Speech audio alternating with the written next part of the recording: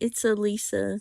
I did a video recently about the signs I received when I encountered Abaddon. This is the second part of that. It's about actually working with him. Now, I mentioned in the first video how electronics and the internet were always shutting down whenever Abaddon was around. And I swear, the day I made that video, we lost phone service for about 2 days. And I know it's a coincidence because it was an entire service area, but it was like I just had to say something. It was very ironic. Abaddon is still with me on a regular basis, and I'm happy about that, although working with him can be challenging in some ways. Abaddon is the destroyer, and it's true. There's a lot of destruction with Abaddon, and that includes relationships. Hidden enemies can be revealed, and I know it seems like, well, that would be a relief to know who your enemies are. But trust me, it's not pleasant. You go through things. There is chaos, anger, just destruction. I've had more than a few people who I had believed were supportive of me, and they turned on me just out of the blue. Well, turned on me isn't correct because in reality, they were never really there for me. And it was just the sheer number of people. I would find out about one person, and it was like the next day someone else would be revealed. And speaking of being revealed, things that people were concealing, information, things that they were trying to hide, that was also revealed. It was just a strange time, but I've dealt with it. What else can you do? Abaddon's planets are Saturn and Pluto. If you've ever worked with a Saturnian entity, you know what it's like. He can be strict and harsh.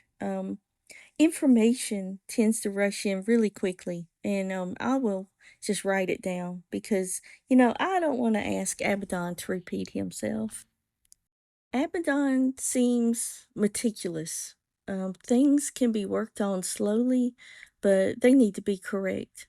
So if a project I'm working on turns out sloppy because I rushed through it, I feel like I have to redo it. Um, and with the influence of Pluto, you may get an urge to do shadow work. And it was weird because I did, even though I've already done shadow work before, how I've seen Abidon. I mentioned in the previous video that I saw a man with dark hair in a dark suit in a dream. Well, one morning in liminal space between awake and asleep, I saw a figure and he was covered in something like black leather, but it really wasn't leather. It was like a material that I've never seen before. And he was covered in head to toe in this. It was like an armor, and I could only see his eyes.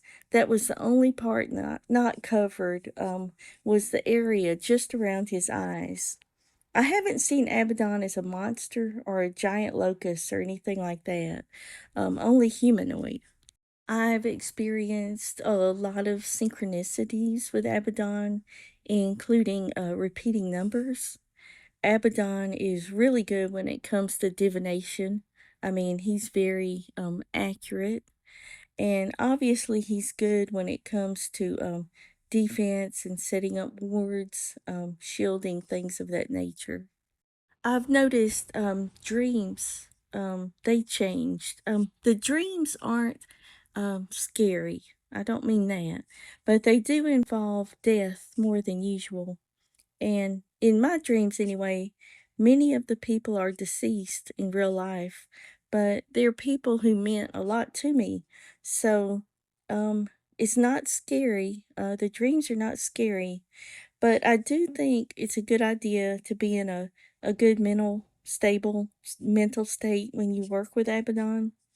And maybe it's different if you're just wanting to do one spell or a ritual or something like that. But if you're going to do like any sort of path working, be ready.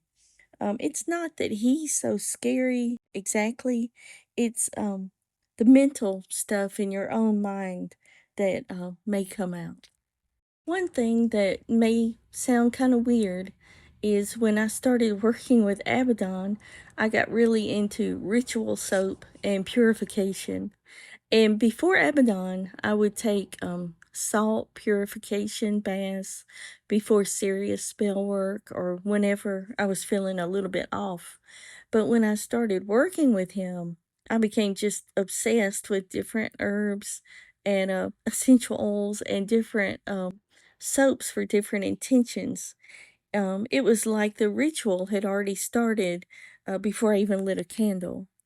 It really does make sense though. If you're gonna purify rooms and houses and put up wards, it makes sense to start with your physical body. So maybe it's not as weird as it sounds.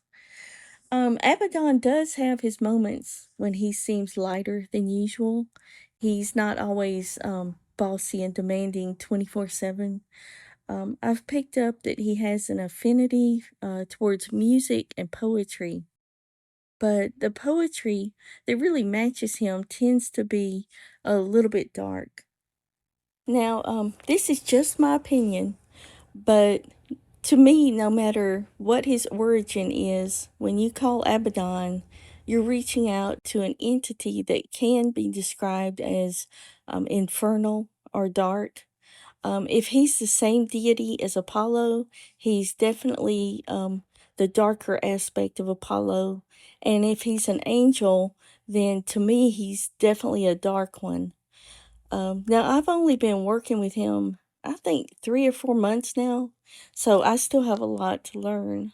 You just never know where this stuff ends up going.